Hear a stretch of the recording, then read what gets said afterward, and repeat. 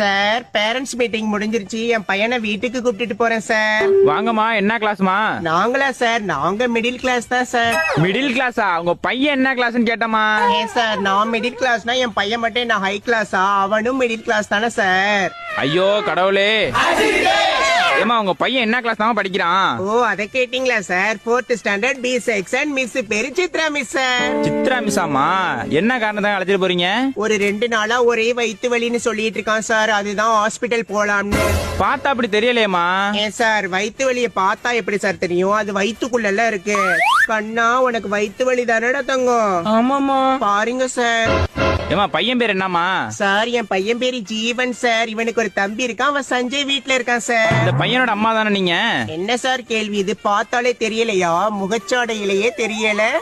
எச்எம்ட்ட சொல்லிட்டு போங்கம்மா. சரி சார், சொல்லிட்டு போறோம். என்னடா பெரிய சிபிஐ கணக்குல கேள்வி கேக்குறாங்க, வா போலாம்.